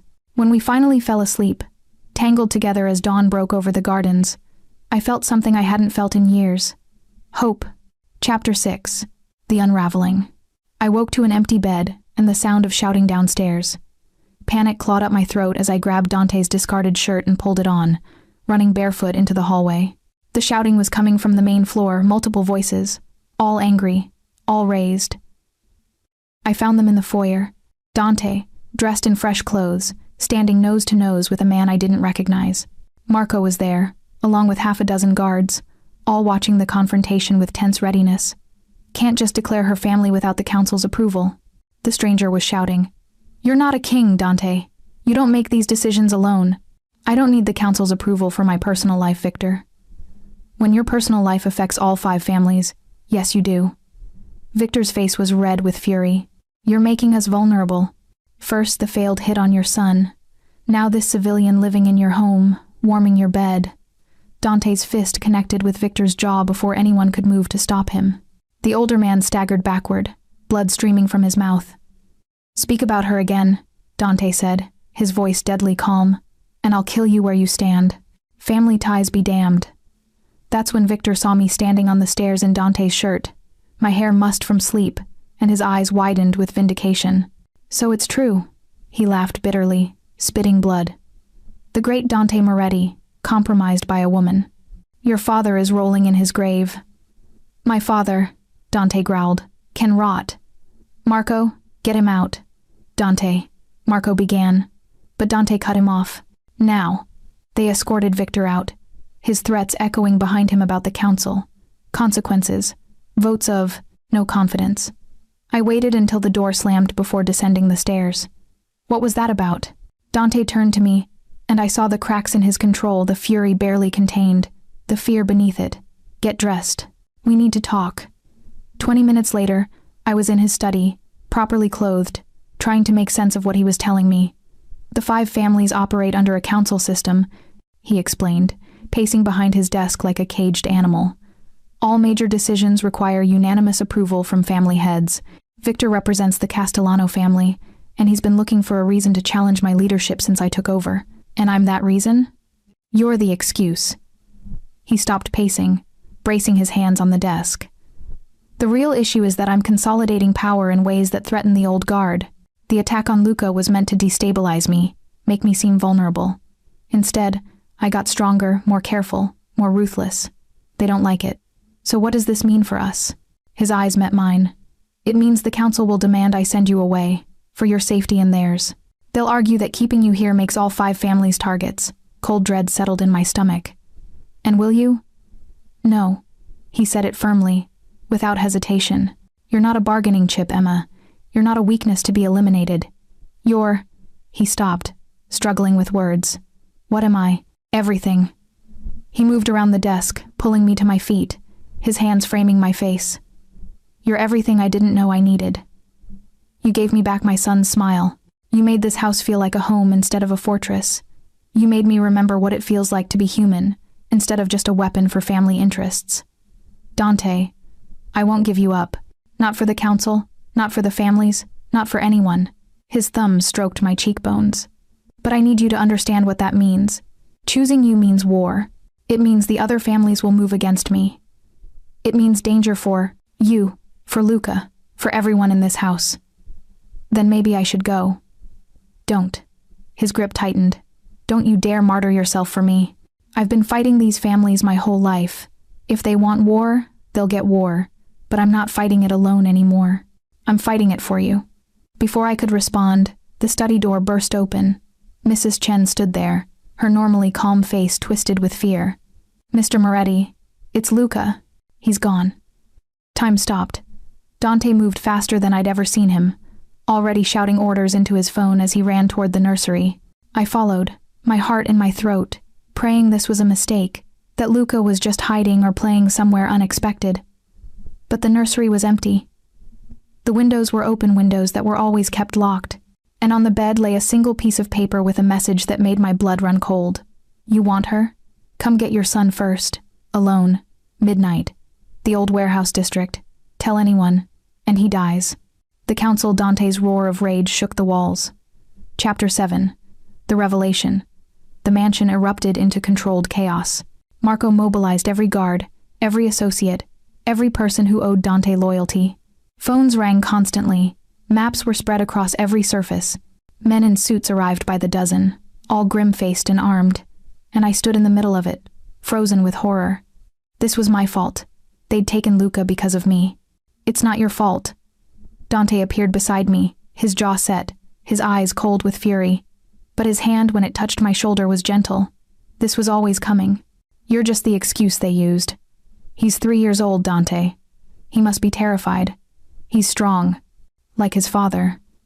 But I could see the fear beneath the iron control. "We'll get him back," the note said alone. "I'm aware of what the note said." He turned to face me fully. "And I'm going alone." "That's insane. It's obviously a trap." "Of course it's a trap. His lips twisted into something that wasn't quite a smile.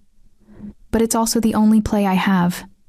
They want me isolated, vulnerable, without my army. Fine, I'll give them that. And when I'm close enough, I'll kill every single person who thought they could take my son. The absolute certainty in his voice sent chills down my spine. This wasn't the man who'd held me last night, who'd offered me his heart. This was the devil of the 5 families, the killer whose reputation was built on blood. Let me come with you. No, Dante, no. He gripped my shoulders. You stay here, where it's safe. Marco will protect you. If I don't come back. Don't say that. If I don't come back, he continued firmly. Marco has instructions. Money, documentation, a new identity. You'll be taken somewhere far from here where the families can't reach you. You'll be safe. Tears burned my eyes. I don't want to be safe. I want you and Luca alive. I know, Bellissima. He kissed my forehead, soft and lingering. But if I can only give you one of those things, I choose your safety. Always. He started to pull away, but I grabbed his jacket. Wait. You can't just walk into this blind. You need leverage. I have leverage. They want me dead, but they need the appearance of justice to keep the other families in line. That gives me room to negotiate. That's not enough. You need something else, something they're not expecting. I stopped, a terrible idea forming. What? Dante's eyes narrowed. I know that look. Whatever you're thinking, no. They want you isolated. They expect you to come alone, desperate, willing to do anything for Luca. What if you don't? What if you come with exactly what they're not prepared for? Emma, me. I said it before I could lose my nerve. I'm what they want, right? The weakness they think they can exploit. So give me to them. Absolutely not. Listen to me. I grabbed his face, forcing him to look at me. I'm a nurse. If Luca is hurt, he needs me. And if I'm there, they'll underestimate you, because they'll think you're distracted trying to protect me. It gives you an advantage. It also puts you directly in danger. I'm already in danger. We all are. I gentled my voice. Let me help save him, Dante. Like I helped save him from the fire, we do this together. I could see the war in his eyes, every protective instinct screaming at him to refuse, balanced against cold tactical thinking that recognized the truth in my words. Finally, he pulled my hands from his face and kissed each palm. If you come, you follow my orders exactly. No improvising, no heroics. You do what I say when I say it. Understand? Yes. And Emma? His eyes were dark, fierce. If it comes down to a choice between you and everyone else in that warehouse, I choose you. Every time. Luca would understand. He'd forgive me, but I'll never forgive myself if I lose you. Then don't lose me. He kissed me hard and fast, tasting of desperation and determination. Get dressed. Something dark, boots you can run in. We leave in an hour. The old warehouse district was a wasteland of abandoned buildings and broken dreams. The kind of place where people disappeared and nobody asked questions. Dante's car, a nondescript sedan, not his usual armored SUV, pulled up to the largest warehouse at 11:45. Remember, he said quietly. You stay behind me until I say otherwise. If shooting starts, you run. Straight back to the car, to Marco. He'd sent his right-hand man ahead to watch from a distance. Don't look back, don't hesitate. Just run. Okay. He touched my face one last time, then opened the car door. The warehouse was lit by industrial lights, casting harsh shadows. As we entered, I saw them at least 20 men in suits, arranged in a semicircle. In the center stood Victor, his jaw still bruised from Dante's punch. And beside him, held by a guard, was Luca. My heart broke at the sight of him.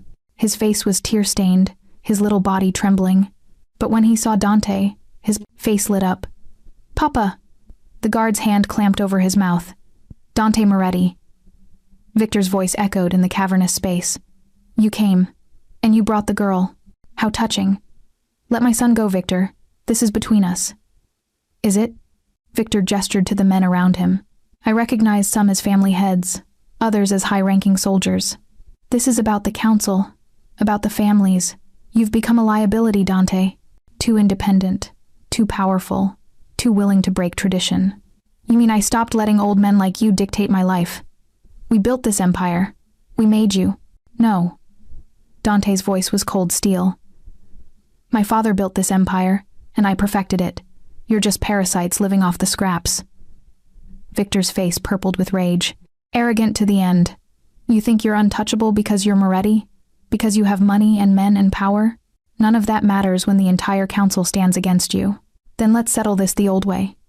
Dante spread his arms. "You and me, Victor. Leave Emma and Luca out of it. We fight until one of us doesn't get up. The winner takes control of the council. Traditional enough for you?" A ripple of surprise moved through the assembled men. This was clearly not what they'd expected. Victor laughed. "You think I'm stupid enough to fight you hand to hand? I've seen what you can do, boy. No, this ends differently." He snapped his fingers, and 3 guards grabbed me. "Don't touch her." Dante started forward, but a dozen guns appeared, all pointed at his chest. Victor tesked. "One more step and they shoot. Now, here's what's going to happen. You're going to watch while we make your little nurse disappear. Then you're going to sign over control of your family operations to the council. And if you're very lucky, we'll let you and your son walk away with your lives. You're making a mistake." Dante's voice was eerily calm, and I saw something predatory shift in his eyes. "Last chance to let them go, Victor. Take me if you want, but let them go." "Why would I do that when they're the only leverage I have?" Victor moved toward me, reaching out to grab my chin. "What's so special about this one anyway?" "Pretty, I'll give you that, but hardly worth starting a war." He never finished the sentence. The lights exploded, plunging the warehouse into darkness. Gunfire erupted from every direction, not from the council's men, but from above, from the shadows, from everywhere and nowhere. I dropped to the ground as the guards released me, trying to return fire at enemies they couldn't see. Dante was on Victor in seconds, using the darkness and chaos as cover. I heard the impact of fist on flesh, Victor's scream of pain, then silence. Someone grabbed my arm, and I almost screamed until I heard Marco's voice. "This way, Miss Foster. Stay low." He led me through the darkness, guided by some sense I didn't possess. Behind us, the firefight continued disciplined, precise, nothing random about it. Dante had planned this. We found Luca huddled behind a crate, his guard unconscious on the ground. I grabbed the boy, holding him tight, and Marco led us both out through a side door. Outside, more of Dante's men waited, forming a protective barrier. The shooting inside the warehouse gradually died down, replaced by shouting, then sirens in the distance. And then Dante appeared, blood on his knuckles, his suit torn, but alive, whole, victorious. He saw us, and his entire body sagged with relief. In 3 strides, he had us both in his arms, his face buried in Luca's hair. "I thought I'd lost you." His voice broke. "Both of you." "We're okay," I whispered. "We're all okay." He pulled back just enough to kiss me, hard and desperate, not caring about the audience or the chaos or anything except the fact that we'd survived. When he finally released me, his eyes were deadly serious. "It's done. Victor's dead. 3 family heads surrendered. The council is dissolved." "What does that mean?" "It means I'm done playing by their rules." He touched my face gently despite the violence still thrumming through him. "No more council. No more old traditions. Just me, my family, and the people I choose to protect. Is that what you want, Emma? Because once you say yes to this, there's no going back. You're in my world completely." I looked at Luca, who'd fallen asleep against Dante's shoulder, exhausted from his ordeal. Then at Dante, this dangerous, devoted man who'd just fought an entire council to protect us. "I'm already in," I said softly. "All the way." Chapter 8. The Choice. The aftermath of the warehouse was a blur of police questioning, legal maneuvering, and media frenzy that Dante's lawyers handled with practiced efficiency. The official story: a dispute between rival criminal organizations that resulted in Victor Castellano's death and the dismantling of a corruption ring within the city's oldest families. Nobody mentioned the nurse who'd been there. Nobody mentioned the child who'd been used as leverage. Dante made sure of that. We returned to the mansion at dawn, all 3 of us exhausted and traumatized in different ways. Luca clung to me like a barnacle, and I had no intention of letting him go. Dante walked beside us, his hand never leaving my back, as if needing the physical confirmation that we were real, safe, his. "He should see a counselor," I said quietly as we climbed the stairs to the nursery. "Both incidents in less than a month, that's a lot of trauma for a 3-year-old. "Agreed. I'll make the arrangements." Dante's voice was hoarse from shouting orders during the firefight. What about you? What about me? You were held at gunpoint, Emma. Threatened, used as leverage. That's traumatic for anyone. I looked at him. This man who'd just dismantled an entire criminal council to save his son and protect me, and managed a tired smile. I'll be fine if you both are. That's all I need. His eyes softened. We're going to have to work. On your martyr complex. We put Luca to bed together, taking turns sitting with him until he finally settled into sleep. The sun was fully up by the time we retreated to Dante's bedroom, both of us moving like we'd aged a decade overnight. Shower, Dante said, pulling off his torn, bloody shirt. Then sleep. We'll figure out the rest later. But as the hot water washed away the warehouse's grime and fear, reality began to settle. This was my life now. This violence, this danger, this world where children got kidnapped and men died in firefights. Could I really live like this? Could I raise Luca in this world? Did I have a choice? Dante found me sitting on the bathroom floor after my shower, wrapped in a towel, staring at nothing. He crouched beside me without a word and pulled me into his arms. Talk to me. I can't do this. It came out as a broken whisper. I thought I could, but Dante, they took Luca. They were going to kill me to hurt you. How do I live knowing that might happen again? How do I watch him play and know that somewhere, someone might be planning to take him away? The same way I've lived with it since he was born. His voice was rough with emotion, with fear in my heart and guards at every door, and the absolute certainty that I'll burn down the world before I let anyone hurt him again. That's not a life. That's a siege. It's the life I have, the life I'm offering you. He pulled back to look at me. I won't lie to you, Emma. There will always be danger, always be risks. I've made too many enemies, broken too many rules, taken too much power. But I can minimize those risks. I can build walls so high and so strong that no one can touch what's mine. We'd be prisoners in a gilded cage. We'd be safe in a home we control. He touched my face. But if you can't live like this, I understand. I'll set you up somewhere far from here, give you enough money to start over, protect you from a distance. You'll be safe, Emma. Even if you're not with me, you'll be safe. I swear it. He meant it. I could see it in his eyes, the willingness to let me go if that's what I needed. Even if it broke him. This man who controlled everything, who demanded absolute loyalty, was offering me freedom.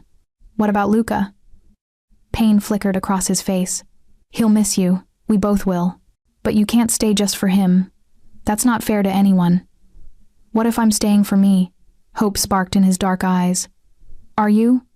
I thought about the past month, about the way Luca had healed in my presence, how his nightmares had faded, about the way Dante looked at me like I was his salvation and his downfall, about how, despite everything, I'd felt more at home in this mansion than anywhere I'd lived since Sarah died, about how, for the first time in a decade, I'd stopped trying to save everyone else and let someone try to save me. I'm terrified, I admitted, of the danger, of losing you both, of failing Luca the way I failed Sarah, but I'm more terrified of walking away and spending the rest of my life wondering what if. What if I'd been brave enough to stay? What if I'd chosen love over fear? Love? His voice was barely a whisper. Yes. I met his eyes steadily. I love you, Dante. I love your son. I love the life you're offering, even with all its impossible complications. So I'm choosing to stay, not because you're forcing me, not because I have no other options, but because this is where I want to be. He kissed me then, slow and deep and reverent, like I was something precious he'd never expected to hold. When we finally broke apart, there were tears on his cheeks. I love you. He said it fiercely, like a vow. I'll spend the rest of my life keeping you safe, making you happy, proving you made the right choice. I know I did. We made it to the bed this time, and our lovemaking was different from before, slower, more tender, layered with the knowledge of what we'd almost lost. Afterward, we lay tangled together, and I felt him, relax completely for the first time since the warehouse. What happens now? I asked.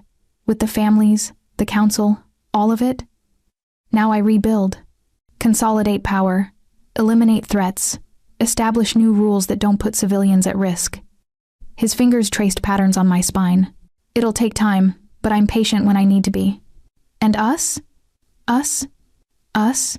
He propped himself up on one elbow, looking down at me with eyes full of heat. Us. I'm not patient about it all. Marry me, Emma. I stared at him. What? Marry me. Make it official, legal, permanent. Be my wife, Luca's mother, the one thing in my life that's completely mine. He touched my face. Unless you need more time. Yes. Because I can wait if you... He stopped. What? Yes, I'll marry you. I smiled at his shock. Did you really think I'd say no after everything? I thought you'd want to think about it, consider the implications, maybe date for a while like normal people. I kissed him to shut him up. We're not normal people, Dante. Normal people don't fall in love in a month. Normal people don't face down criminal councils together. Normal people don't rescue children from fires and decide to build a family in the aftermath. I touched his face, feeling the stubble, the warmth, the reality of him. I love you. I want to marry you. So let's skip the traditional timeline and do what works for us. His smile was devastating. You're extraordinary, you know that? I'm terrified and in love and possibly insane. But yes, let's go with extraordinary. He kissed me again, and we got lost in each other until there was a knock on the door. Papa? Luca's voice, small and scared. Bad dream. We both moved immediately, pulling on clothes and opening the door. Luca stood there in his dinosaur pajamas, clutching his stuffed lion, tears streaming down his face. Come here, baby. I picked him up, and he buried his face in my neck. The bad men came back. Just a dream, Dante said softly, running a hand over Luca's hair. The bad men are gone forever. Emma and I made sure of it. Promise? Promise. He met my eyes over Luca's head. We both promise. We brought him into our bed first, breaking Dante's rule about Luca sleeping alone and curled around him protectively. Within minutes, he was asleep again, safe between us. He called you Emma, Dante whispered in the darkness. I know. Should we tell him? About us? About me being his new mother? I smiled. Let's give him a few days to process the trauma. Then we'll tell him together. He deserves to know he's getting a family, not just a nanny. A family. Dante said it like he was testing the word. I'd almost forgotten what that felt like. Well, remember fast, because you're stuck with us now. His arm tightened around both of us. Best trap I've ever walked into. Chapter 9, The Surrender. The wedding happened 3 weeks later, small and private in the mansion's garden with only people we trusted. Marco stood up as Dante's best man, looking simultaneously proud and terrified of what he'd helped unleash. Mrs. Chen cried through the entire ceremony, and Luca, wearing a tiny tuxedo that made him look impossibly grown up, held the rings with solemn importance. When Dante slid the band onto my finger platinum with diamonds that probably cost more than most houses, his hands shook slightly. You're mine now, he whispered. Officially, legally, irrevocably mine. I was always yours, I whispered back. This just makes it official. The kiss was chaste for the audience but promised heat for later. Luca cheered, and the small gathering of guards and staff applauded. Can I call you Mama now? Luca asked as soon as the ceremony ended, tugging on my dress. I crouched down to his level, my heart full. Would you like to? Yes, because you're Papa's wife now, and that makes you my mama. He threw his small arms around my neck. The best mama ever because you saved me from the fire. I held him, tight, tears streaming down my face. And you saved me right back, baby. All of you did. Dante joined us, and we stood there, a family, real and permanent, and ours. Around us, the garden bloomed with late autumn flowers, and I thought about fire and rebirth, about how sometimes you have to burn down completely to build something new. That night, after the reception and after we'd put an exhausted Luca to bed, Dante led me to the third-floor music room I'd never seen. It was beautiful wood floors, perfect acoustics, and in the center, a concert grand piano. You said you wanted to hear me play. He sat at the bench and patted the space beside him. I settled next to him, and he began. The music was haunting, beautiful, something classical I didn't recognize but felt in my bones. His fingers moved over the keys with the same precision and control he brought to everything else. But here, in this private space, he let his guard down completely. When the piece ended, I realized I was crying. Chopin, he said softly. Nocturne in E-flat major. My mother used to play it when I was young, before she died. It's beautiful. So are you. He turned to face me fully. I never thought I'd have this, Emma. A wife, a family, someone who sees past the monster to the man underneath. You gave me that. You're not a monster. I'm both. He said it simply, without apology. I've done monstrous things to protect what's mine. I'll do them again if I have to. But with you, with Luca, I get to be human too. That's what you gave me, the permission to be both. I took his scarred hands in mine. Then I'll love both versions. The monster who protects his family and the man who plays Chopin at midnight. He kissed me there on the piano bench, soft and slow, and it felt like coming home. The weeks turned into months, and we built our life. Luca's nightmares faded, replaced by dreams of superheroes and dinosaurs. He started preschool at a private academy with more security than Fort Knox, but he thrived there, making friends and learning with the same fierce intelligence his father possessed. Dante dismantled the old family structure, restructuring his empire to focus on legitimate business, with only a few gray area operations left. He'd never be completely clean, too much history, too many enemies, but he tried. For us, he tried. And me? I went back to nursing part-time, working at a clinic Dante funded for underserved communities. It wasn't the same as the ER, but it let me use my skills while still being home for Luca every evening. We had dinner together every night, the three of us around the table, talking about our days like any normal family. Except we weren't normal, and we never would be. There were still guards at every door, still threats that Dante handled before they reached us, still moments when I woke up and checked that they were both breathing. But there was also love. So much love it sometimes overwhelmed me. The way Luca would run to me after school, yelling "Mama," like I was the best thing in his world. The way Dante looked at me across the dinner table, his eyes soft with the kind of devotion that made me feel cherished and claimed in equal measure. The way we'd curl up together at night, 3 bodies in one bed, and I'd feel safer than I'd ever felt in my life. 6 months after the wedding, I came home from the clinic to find Dante and Luca in the garden, both covered in dirt, planting flowers. What's this? Luca jumped up, excited. We're making a memory garden. Papa said we should plant flowers to remember all the good things. Dante stood, brushing dirt from his hands. He wanted to plant something for the day you saved him from the fire. I thought we could make it bigger, a flower for every important moment. I looked at the garden beds they'd prepared, already imagining them full of blooms. That's perfect. We planted together that afternoon roses for the day we met, lilies for the wedding, sunflowers for the wedding, Luca's first day of school, and in the center, where everyone could see, we planted forget-me-nots. For Sarah? Dante asked quietly as we knelt in the dirt. I nodded, tears blurring my vision. She'd have liked you, I think. Would have told me I was crazy for falling for a mafia boss, but she'd have understood why. Why did you? It wasn't a question he'd asked before. Fall for me, I mean. I gave you every reason to run. I looked at him, this complicated, dangerous, devoted man who'd given me everything. Because you saw me. Not the nurse, not the hero who ran into fires, not the girl trying to make up for her dead sister. You saw Emma, and you loved her anyway. How could I not fall for that? He kissed me there in the dirt, with Luca giggling beside us, and the guards pretending not to watch from their posts, and the sun setting over our garden. I love you, he whispered against my lips. Every day, more than the day before. I love you too. I touched his face, feeling the stubble, the warmth, the life we'd built together. Both of you, my beautiful, impossible family. We're not impossible, Luca said seriously. We're real. I can touch you. He proceeded to demonstrate by hugging us both, and we collapsed into laughter on the grass, tangled together like we'd always been meant to be. Later that night, after Luca was asleep, Dante found me on the balcony off our bedroom, staring at the gardens below.